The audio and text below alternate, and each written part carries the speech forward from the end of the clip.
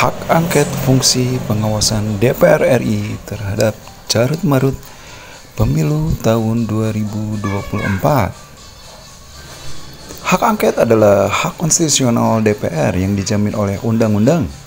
Jika syaratnya terpenuhi untuk pengajuan hak angket ini, maka tak ada satupun orang yang boleh menghalangi proses ini. Tulis Ketua DPP PKB yang juga Wakil Ketua Komisi 2 DPR RI. Hal itu tidak usah takut dengan hak angket, karena tujuannya bagus, yaitu menguji dan melakukan penyelidikan terhadap pelaksanaan undang-undang atau kebijakan pemerintah yang bersifat strategis dan penting, juga berdampak luas kepada kehidupan bermasyarakat, berbangsa, dan bernegara. Penyelenggaraan pemilu jelas memenuhi syarat tersebut. Adakah dan di manakah terdapat penyimpangan dalam pelaksanaan pemilu yang bertentangan dengan segala undang-undang yang terkait? Pertanyaan ini tentu harus dijawab oleh negara. Ketika pemerintah tidak mau meluruskan soal ini, maka jalan lain adalah melalui mekanisme konstitusional di DPR.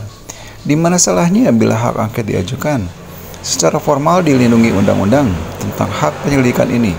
Pelaksanaan pemilu 2024 dianggap paling banyak keanehan, kejanggalan, kecurangan, dan dinilai bersifat struktur, sistematif, dan masif.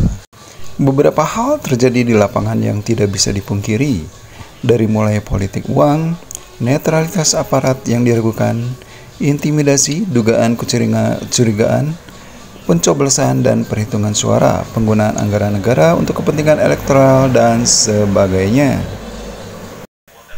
Karena eskalasinya yang begitu luas, maka tidak cukup hanya ditangani melalui aspek penegakan hukum oleh penyelenggara pemilu atau aparat terkait, atau sekedar menghitung sengketa perselisihan suara di Mahkamah Konstitusi juga tidak memadai.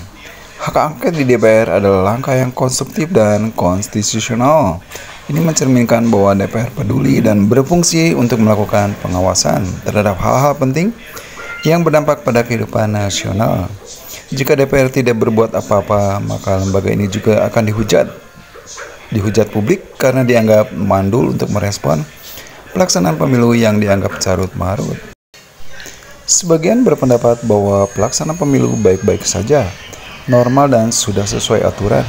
Berpendapat begini wajar saja, sebagaimana wajar juga bila sebagian lainnya menilai pemilu 2024 paling buruk sepanjang era reformasi. Kembali saja kepada mekanisme yang formal. DPR ajukan hak angket, hal biasa. Jika tidak merasa ada kesalahan dan kecurangan, nggak perlu ditakutkan. Sejauh mana hak angket bisa dilaksanakan oleh DPR?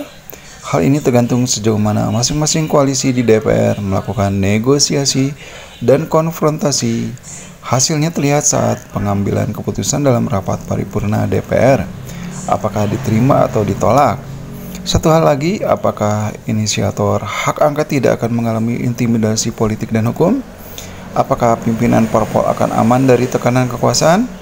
Kita lihat saja nanti prosesnya.